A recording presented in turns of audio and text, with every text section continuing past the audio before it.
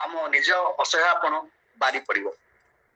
ତେଣୁ ସବୁ ବେଳେ ବେଳେ ପେଟ ପାଇଁ ମଣିଷ କେଉଁ ସ୍ତରକୁ ଚାଲିଯାଏ। ଯେଉଁମାନେ ରେବତୀ ଗଳ୍ପ ପଢିଛନ୍ତି ଏବଂ ରେବତୀର ଯୋଉ ମତେ ମାନେ ମୁଁ ଆଶ୍ଚର୍ଯ୍ୟ ହୁଏ ଯେ 12-13 ବର୍ଷର ଯୋଉ ରେବତୀ କେମିତି ସମସ୍ତଙ୍କୁ କ୍ଷମା କରିଦଉଛି। କି ପ୍ରକାର ସହନଶୀଳତା, କି ପ୍ରକାର ସମ୍ବେଦନଶୀଳତା, କି ପ୍ରକାର ଉତ୍ତୀର୍ଣ୍ଣ ମାନସିକତା ପାଠକ ମାନଙ୍କୁ ଗାଳ୍ପିକ ତା ଭିତରେ ଦେଖେଇ ଦେଇଛନ୍ତି। ତେଣୁ ଆଉ ଗୋଟେ ବଡ କଥା ହେଉଛି ଯୋଉମାନେ ତାଙ୍କର ଗୁଡେ ଗଳ୍ପ ତ ଅଛି, ଅନ୍ଧରାତ୍ରିର ଲୋ କୁହନ୍ତୁ, ପ୍ରଜାପତିର ରେଣା କୁହନ୍ତୁ, ନିଶ୍ଚିତ ସୂର୍ଯ୍ୟ କୁହନ୍ତୁ, ଅଚିହ୍ନା ଲୋକର ଛାଇ କୁହନ୍ତୁ, ପାହାନ୍ତା କୁହନ୍ତୁ, ଆ ଭିତରେ ଗୁଡେ ଆପଣ ନିମ୍ନ ମଧ୍ୟବିତ୍ତ ମଣିଷଙ୍କୁ ପ୍ରକାଶ ମାନେ ଦେଖିପାରିବେ। ସେଇପରି ଭାବରେ ଯୋଉ ମାନେ ବଡ ଲୋକ ଗଳ୍ପର ଅବନୀ ହୁଅନ୍ତୁ ବା ହଜି ଯାଇଥିବା ଲୋକଟି ଗଳ୍ପର ଶରୀଫ ଖାଁ ହୁଅନ୍ତୁ ବା ନାଇଁ ନାଇଁ ପୃଥିବୀର ସାଧୁଚରଣ ହୁଅନ୍ତୁ, ତା ଭିତରେ ଆମେ ଦେଖିପାରିବା ମଣିଷ ଜୀବନର ବହୁବିଧ ରୂପ। ମଧ୍ୟବିତ୍ତ ଚରିତ୍ର ମାନଙ୍କୁ ତାଙ୍କୁ ଭେଟିବା ଏବଂ ନିମ୍ନ ମଧ୍ୟବିତ୍ତ ଚରିତ୍ରକୁ ଭେଟିବା, ଉଚ୍ଚ ମଧ୍ୟବିତ୍ତ ଚରିତ୍ରକୁ ଭେଟିବା। କିନ୍ତୁ ବଡ କଥା ହେଉଛି ତାଙ୍କ ଗଳ୍ପର ସେ ଉଚ୍ଚ ମଧ୍ୟବିତ୍ତ ଚରିତ୍ର ମାନଙ୍କୁ କେବେ ନକାରାତ୍ମକ ଦୃଷ୍ଟିରୁ ଦେଖନ୍ତି ନାହିଁ, ମଧ୍ୟବିତ୍ତ ମଣିଷକୁ କେବେ ପ୍ରଶଂସା କରନ୍ତି ନାହିଁ ବା ନିମ୍ନ ମଧ୍ୟବିତ୍ତ ମଣିଷ ପ୍ରତି ନିଜର ଆବେଗକୁ ଖୋଲି ଦିଅନ୍ତି ନାହିଁ। ବରଂ ସବୁ ମଣିଷ ଭିତରେ ସେ ଗୋଟେ ମାନବିକ ପଣିଆକୁ ଖୋଜିଥାନ୍ତି। ତାରି ଭିତରେ ମଧ୍ୟ ଉଚ୍ଚ ମଧ୍ୟବିତ୍ତ ପରିବାର ମଣିଷର ଭିତରେ ମଧ୍ୟ ଗୋଟେ ଅସହାୟତା ଭରି ରହିଥାଏ ଏବଂ ସେଇ ଅସହାୟତାକୁ ସେମାନେ ଦେଖନ୍ତି ଏବଂ ତାହା ହିଁ ହେଉଛି ତାଙ୍କର ବଡପଣ। ଏବଂ ଖାଲି ପୁରୁଷ ଚରିତ୍ର ନୁହନ୍ତି, ଯଦି ତାଙ୍କର ନାରୀ ଚରିତ୍ରକୁ ଦେଖିବେ ସେମାନେ ତ ବହୁମୁଖୀ ଚରିତ୍ର। କେତେବେଳେ ଜାୟ ଭାବରେ ତାଙ୍କୁ ଦେଖିପାରିବା, ମାନେ ଜାୟ ଭାବରେ ମଧ୍ୟ ସହକର୍ମୀ ଭାବରେ ତାଙ୍କର ସୁଖ ଦୁଃଖରେ ସାମିଲ ହେଇଥିବା ଦେଖିପାରିବା। ପ୍ରେମିକା ଭାବରେ ମଧ୍ୟ ସମସ୍ତ ପ୍ରତିକୂଳତା ସତ୍ତ୍ୱେ ମଧ୍ୟ ନୈତିକ ଓ ମାନସିକ ଶାନ୍ତି ସେମାନେ ମଧ୍ୟ ତାଙ୍କର ପ୍ରେମିକକୁ ଯୋଗେଇ ଦେଇଥାନ୍ତି। ପୁଣି କେଉଁଠି ଜନନୀ ଭାବରେ ମଧ୍ୟ ସମସ୍ତ ଅଭିମାନ ଭୁଲି ପୁତ୍ରର ମଙ୍ଗଳ ପାଇଁ ନିଜର ସମସ୍ତ ସ୍ୱାର୍ଥ ମଧ୍ୟ ତ୍ୟାଗ କରିଥାନ୍ତି। ତେଣୁ ସେଇଥିପାଇଁ ତାଙ୍କର ନାରୀ ଚରିତ୍ରକୁ ଆମେ ଭାରତୀୟ ସଂସ୍କୃତି ପରମ୍ପରାର ମୂର୍ତ୍ତ ପ୍ରତିନିଧି ଭାବରେ ଗ୍ରହଣ କରିପାରିବା। ତେଣୁ ସେମାନେ କୌଣସି ସମୟରେ ନିଜ ଯୋଉ ପରମ୍ପରା ଅଛି, ଯୋଉ ମୂଲ୍ୟବୋଧ ଅଛି ଏବଂ ନୈତିକତା ଅଛି ତାର ଦେହକୁ ଅତିକ୍ରମ କରିବାକୁ ଚେଷ୍ଟା କରିନାହାନ୍ତି।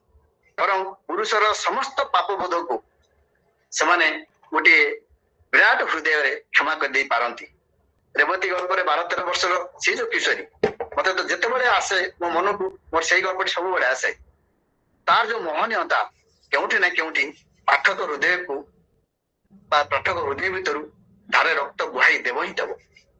ତାଙ୍କର କିଶୋରୀ ମଧ୍ୟ ସ୍ୱାଭିମାନକୁ ନେଇକି ବଞ୍ଚିପାରେ। ଯଦି ସମ୍ପର୍କ ଗଳ୍ପର ମଞ୍ଜରୀକୁ ଆମେ ଦେଖିବା ତାକୁ ଆମେ ଜାଣିପାରିବା। ତେଣୁ ତରୁଣଙ୍କ ଗଳ୍ପ ଭିତରେ ଉଭୟ ପୁରୁଷ ଏବଂ ନାରୀ ପ୍ରେମକୁ ବୁଝନ୍ତି। ପ୍ରେମର ଯୋଉ ନକାରାତ୍ମକ ଦିଗ ତାଙ୍କ ଗଳ୍ପ ଭିତରେ ଆମେ ପାଇବା ନାହିଁ। ତାଙ୍କ ଗଳ୍ପ ଭିତରେ ପ୍ରେମର ଗୋଟିଏ ମର୍ଯ୍ୟାଦାବନ୍ତ ରୂପ ଅଛି। ପ୍ରେମକୁ ସେମାନେ ସମସ୍ତେ ସମ୍ମାନ ଦେଇ ଜାଣନ୍ତି। ତେଣୁ ସେମାନଙ୍କ ମତରେ ପ୍ରେମ ହଉଛି ଏକ, ଯୋଉଟା କି ଝରକା ଖୋଲିରେ ନିଜେ କହିଛନ୍ତି ଯେ ପ୍ରେମ ଏକ ନିରବ ଅବ୍ୟକ୍ତ ଯନ୍ତ୍ରଣାର ଭାଷା, ଏକ ସୁତୀବ୍ର ଅନୁଭୂତିର ସ୍ୱର। ମୁହଁ ଫିଟାଇ ଦେଲେ ତାର ମହତ୍ଵ କମିଯାଏ, ସୌନ୍ଦର୍ଯ୍ୟ ହଜିଯାଏ।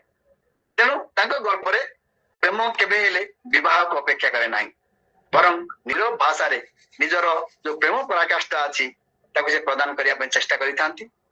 ପୃଥିବୀର ଓଜନ ଗଳ୍ପରେ ଦୀପ୍ତି ଚରିତ୍ର ନିଶ୍ଚିତ ଭାବରେ ଗୋଟେ ଚମତ୍କାର ଉଦାହରଣ ହବ। ବା ଅଜାତିଥିର ଜନ୍ମ ବା ଅପହଞ୍ଚ ଘରର ଠିକଣା ବା ଅବଶିଷ୍ଟ ଜନଜାତି ବା ତୁମେ ଯାହା ଦେଖିନାହ ଆଦି ଗଳ୍ପରେ ଯୋଉ ଚରିତ୍ର ମାନେ ଅଛନ୍ତି, ସେ ମଞ୍ଜରୀ ହୁଅନ୍ତୁ, ସଂଯୁକ୍ତା ହୁଅନ୍ତୁ, ଇନ୍ଦୁ ହୁଅନ୍ତୁ, ସୁଚରିତା ହୁଅନ୍ତୁ, ସୀମା ହୁଅନ୍ତୁ, ମିତାଲି ହୁଅନ୍ତୁ, ପ୍ରେମିକା ଭାବରେ ପ୍ରେମର ଗୋଟେ ରୁଚିମୟ ସୂଚିମତ ରୂପ ଆମେ ତାଙ୍କ ଭିତରେ ଦେଖିବାକୁ ପାଇବା।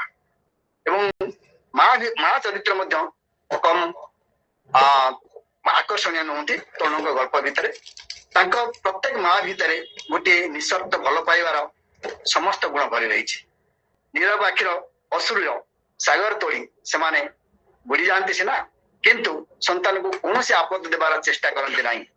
ଶେଷ ପର୍ଯ୍ୟନ୍ତ ଗଳ୍ପର ମା ଚରିତ୍ର ବା ତନଖୀ ଗଳ୍ପର ଦେବଯାନୀ ଚରିତ୍ରକୁ ଯଦି ପାଠକଟିଏ ପଢିବ, ମା କେମିତି ହେଇପାରେ, ଗୋଟେ ମାର ସାର୍ବକାଳିକ ରୂପ ବା ସାର୍ବଜନୀନ ରୂପ କେମିତି ହେଇପାରେ ତା ପାଠକ ଜାଣିପାରିବ।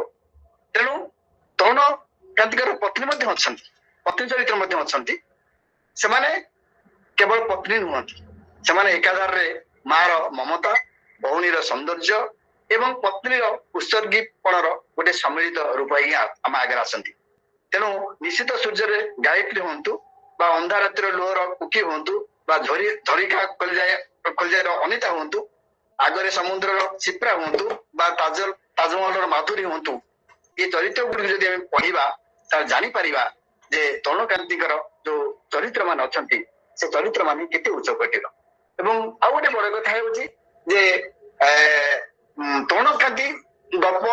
ତରୁଣକାନ୍ତି ମିଶ୍ରଙ୍କର ଯୋଉ ଗଳ୍ପ ଅଛି, ସେ ଗଳ୍ପର ଯୋଉ ଘଟଣା ବିନ୍ୟାସ, ସେ ଘଟଣା ବିନ୍ୟାସ ଗୋଟେ ବିରାଟ ପୃଷ୍ଠଭୂମିର ଗୋଟେ ବିରାଟ କ୍ୟାନଭାସ ଅପେକ୍ଷା ରଖୁଛି। ଏବଂ ଯେତେବେଳେ ସେ ଗଳ୍ପ ଲେଖନ୍ତି ସେ ବିଭିନ୍ନ କ୍ଷେତ୍ରରୁ ଗଳ୍ପ କଥାନକ ସଂଗ୍ରହ କରନ୍ତି। ପ୍ରଶାସନିକ ଜୀବନରେ ସେ ବିଭିନ୍ନ ସ୍ଥାନ ପରିଭ୍ରମଣ କରିଛନ୍ତି, ବିବିଧ ବ୍ୟକ୍ତିତ୍ୱ ସମ୍ପନ୍ନ ବ୍ୟକ୍ତିଙ୍କ ସଂସ୍ପର୍ଶରେ ଆସିଛନ୍ତି ଏବଂ ତନ୍ଜନିତ ଯୋଉ ସେ ଅନୁଭୂତି ଲାଭ କରିଥିଲେ ତାହାକୁ ଆଧାର କରି ସେ ତାଙ୍କର ଗଳ୍ପର ଯୋଉ ବିଶ୍ୱ ଅଛି ସେ ବିଶ୍ୱକୁ ସେ ନିର୍ମାଣ କରିଛନ୍ତି। ସେ ଯେପରି ମଣିଷର ଅସହାୟତାକୁ ଦେଖିଛନ୍ତି ସେହିପରି ଅନୁଭବ କରିଛନ୍ତି ତାର ନିଃସଙ୍ଗତାକୁ, ଦରିଦ୍ର ମଣିଷର କ୍ଷୁଧାକୁ ଦେଖିଛନ୍ତି, ବିତ୍ତଶାଳୀ ମଣିଷର ଅଯଥା ଅହଙ୍କାରକୁ ପରଖିଛନ୍ତି, ମଧ୍ୟବିତ୍ତ ମଣିଷର କିଛି କରି ନ ପାରିବାର ଦୁର୍ଭାଗ୍ୟପୂର୍ଣ୍ଣ ପରିସ୍ଥିତିକୁ ଭେଟିଛନ୍ତି, କିଶୋର ମାନଙ୍କର ଯୋଉ ମାନସିକତାକୁ ପଢିଛନ୍ତି, ନାରୀ ଜୀବନର କାରୁଣ୍ୟ ତଥା ଅବ୍ୟବସ୍ଥିତ ଯୋଉ ଅବସ୍ଥା ତାକୁ ସେ ଅନୁଭବ କରିଛନ୍ତି, ଯୁବକ ମାନଙ୍କର ବର୍ତ୍ତମାନିକ ସମସ୍ୟାକୁ ଉପଲବ୍ଧି ମଧ୍ୟ କରିଛନ୍ତି। ତେଣୁ ସେଇ ଦୃଷ୍ଟିରୁ ଯଦି ତରୁଣକାନ୍ତିଙ୍କର ଗଳ୍ପର ଘଟଣା ବିନ୍ୟାସ ଆମେ ଦେଖିବା ତାହା କେବଳ ବୈଚିତ୍ର୍ୟ ମଣ୍ଡିତ ନୁହେଁ ବରଂ ଅନେକ କ୍ଷେତ୍ରରେ ବାସ୍ତବତାକୁ ମଧ୍ୟ ଅପେକ୍ଷା ରଖେ। ତେଣୁ ସେଥିପାଇଁ ତରୁଣକାନ୍ତିଙ୍କର ଯୋଉ ଗଳ୍ପର କଥାବସ୍ତୁ ଅଛି ସେ କଥାବସ୍ତୁ ସେ କୋଉଠି ଖୋଜନ୍ତି, ସେ ସେଇ ଜାଗାରେ ଖୋଜନ୍ତି ଯୋଉ ଜାଗାରେ ନିଜେ ବଞ୍ଚୁଥିବା ଯୋଉ ସମାଜଟି ଅଛି ତାରି ଭିତରୁ ସେ ତାକୁ ଖୋଜନ୍ତି।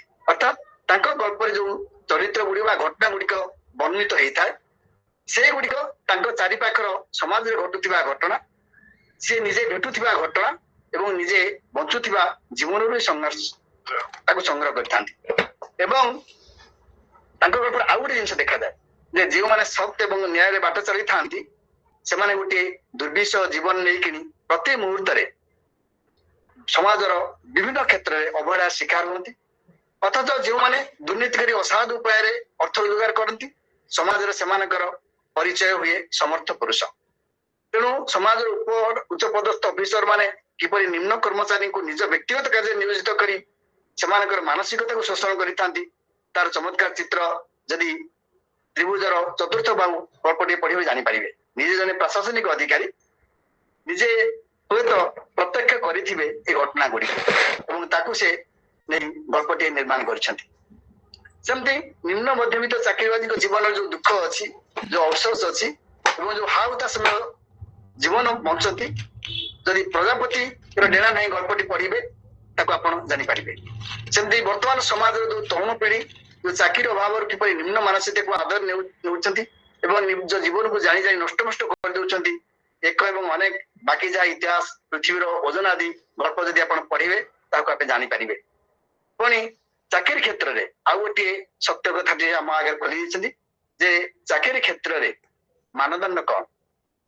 ତେଣୁ ଚାକିରି କ୍ଷେତ୍ରରେ ଜ୍ଞାନ ମାନଦଣ୍ଡ ନୁହେଁ ବରଂ ପିଢ଼ାପିଠି ତୋଷଣ, ଧରାଧାରୀ ଆଦି ବର୍ତ୍ତମାନ ସମୟର ଚାକିରିର ମାନଦଣ୍ଡ ବୋଲି ଲଗ୍ନ କାଳ ଏବଂ ପାରାଡାଇଜ ପକ୍ଷୀ ଏବଂ ଜିର ଓ ଜଣେ ନିରସ୍ତ ଆତତାୟୀ ଗଳ୍ପ ପଢିଲେ ଆମେ ଅନୁଭବ କରିପାରିବା, ଯାହା ବାସ୍ତବତାକୁ ବର୍ତ୍ତମାନ ପିଢି ବହୁ ସମୟରେ ଭେଟନ୍ତି।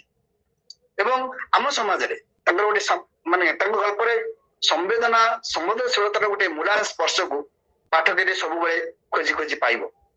ତେଣୁ ଆମ ସମାଜ ଯୋଉ ଶାରୀରିକ ତ୍ରୁଟି ଥିବା ଝିଅମାନେ କେମିତି ଅବହେଳାର ଶିକାର ହୁଅନ୍ତି ତାର ଗୋଟେ ଦୁଃଖଦ ଚିତ୍ରକୁ ଯଦି ଆପଣ ଅନେକ ଦୂର ଗଳ୍ପ ପଢିବେ ଜାଣିପାରିବେ।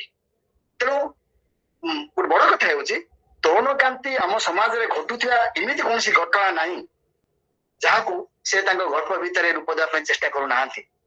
ଏବଂ ଓଡିଶାର ଯୋଉ ପାରିବାରିକ ଜୀବନ ଅଛି ସେ ପାରିବାରିକ ଜୀବନକୁ ତାଙ୍କ ତ ଅନେକ ଗଳ୍ପ ଭିତରେ ଆମେ ଦେଖିପାରିବା। ପୁଣି ପାରିବାରିକ ଜୀବନରେ ସଂଘର୍ଷ ଅଛି, ଭଲ ପାଇବା ଅଛି, ପାରିବାରିକ ଜୀବନରେ ସମ୍ପ୍ରୀତି ମଧ୍ୟ ଅଛି, ପତ୍ନୀ ପତ୍ନୀର ଯୋଉ ସମ୍ପର୍କ ଅଛି, ଯୌଥ ପରିବାରରେ ସଦସ୍ୟ ମାନଙ୍କର ଯୋଉ ଭୂମିକା ଅଛି ତାକୁ ସେ ବହୁ ଗଳ୍ପ ଭିତରେ ଦେଖିଛନ୍ତି। ତେଣୁ ଯଦି ଆବର୍ତ୍ତ ଦୁଇଟ ସ୍ୱର ହୁଅନ୍ତୁ, ମରୁ ଆକାଶର ମେଘ ହୁଅନ୍ତୁ ବା ସକାଳର ମାନଚିତ୍ର ହୁଅନ୍ତୁ, ଲୁବ୍ଧକର ରାତି ହୁଅନ୍ତୁ, ନଦୀର ନାମ ସ୍ରୋତ ହୁଅନ୍ତୁ, ବା ଜହ୍ନରାତି ଗପ ସରିନାହିଁ, ଏମିତି ବହୁ ଗଳ୍ପରେ ଆମ ପାରିବାରିକ ଜୀବନକୁ ଆମେ ମାନେ ଭେଟି ପାରିବା ତାଙ୍କ ଗଳ୍ପରେ।